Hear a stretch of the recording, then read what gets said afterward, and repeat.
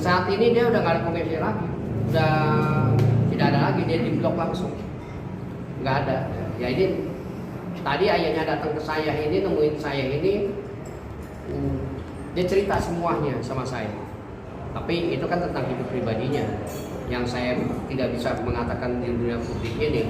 Karena kalau kita mau buka-bukaan semua di dunia publik ini, berarti kan membuka aib orang. Itu nggak boleh, ya. Apalagi kata-katanya penyimpangan seksual, kemudian oral seks, itu kita anggap itu pribadi. Kita lihat hanya beritanya saja yang kita tanggapi. Kenapa bisa berbuat begitu? Kan dilihat gini, kalau orang rumah tangga ini dia punya keturunan anak, terus ayah Taki Malik juga punya keturunan anak. Kalau secara logika penyimpangan yang mana yang bisa dilakukan? Kan gitu kan? Kan dilihat seperti itu. Tapi di dalam hak hidupnya mereka berdua, kita nggak ngerti juga apa maksud dan tujuannya. Dengan minta hubungan intim kayak gitu. Ya dengan jelas dan tegas ya, dia tidak menerima dengan apa yang telah disiarkan dan diberitahukan. Dia dengan jelas, dan dia akan memikirkan untuk kedepannya, ya, akan mengambil langkah-langkah sesuai dengan aturan yang dilakukan oleh si pihak mantan itu.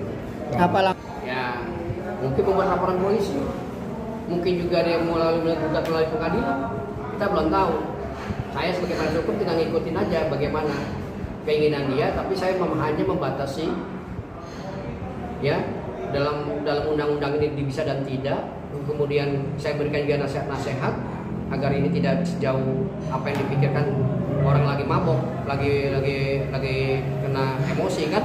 Saya harus redam itu juga, karena kita ini pengacara ini hanya sebatas untuk mengawasi, memberikan penasehat dan memberikan suatu pendapat yang mana pendapat itu dianggap secara logika benar, ya.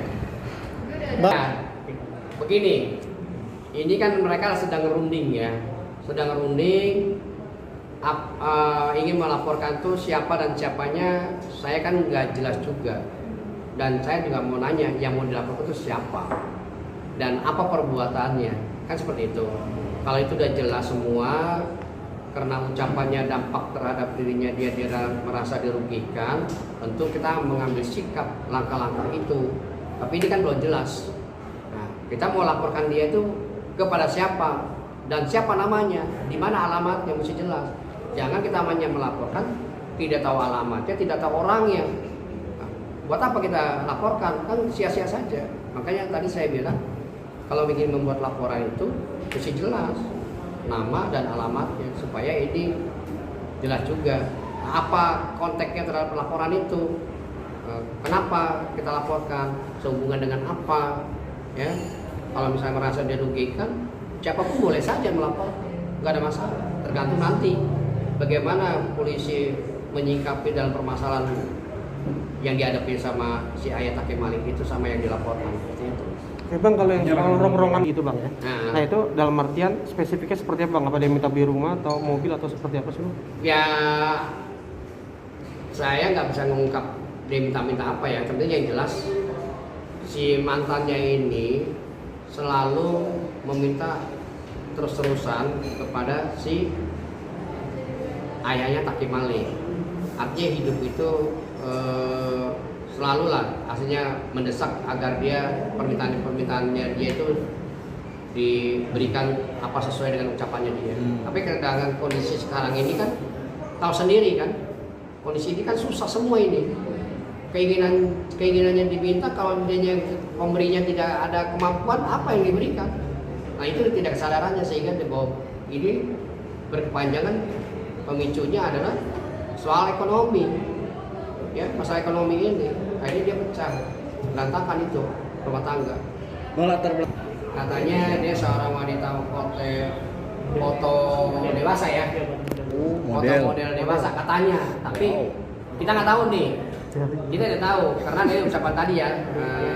Setelah dia hidup sekian lama, mungkin dia curhat, akhirnya mantan istrinya ini adalah seorang foto model dewasa. Nah, di situ. Apakah dengan adanya seperti ini, dengan ayahnya Taki Malik ini berpisah ingin mencari sensasi, atau menginginkan dia mengorbit kembali. Kita kan nggak tahu kan? Nah, kita nggak tahu juga ini seperti apa. Tapi yang jelas bahwa berita-berita yang disebarkan secara luas itu semua tidak benar. Itu sudah bicara sama saya. Kembali lagi baik. Semua manusia tentu saya tahu ada ego, ada emosi, ada frontal, pasti tahu. Tapi dengan adanya seperti itu akan berdampak pada dirinya sendiri. Yang merugikan nanti dirinya sendiri akan melihat, ya. Orang lain cuma hanya melihat aja. Nah, itulah yang saya lihat ya. Seperti itu. Ya, berita itu visum itu begini. Kalau visum itu kan, kalau bicara visum itu kan mengenai orang, atau dipukuli kah, atau diapakan kah, seperti di kekerasan rumah tangga. Sedangkan ayah yang Taki Malik ini hanya nikah adat, nikah agama. Betul dia istrinya secara agama, gitu kan. Nah kalau misalnya sampai dia dipukuli segala macam kan nanti dilihat yang mana, apa yang dilakukan pakai apa, kamu bisa lihat kan.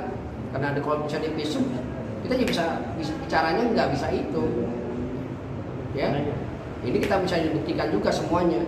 Dan visum itu hanya apabila si pihak korban itu memang benar luka, itu hanya bisa ke rumah sakit. Tapi visum itu tidak bisa diambil oleh siapapun.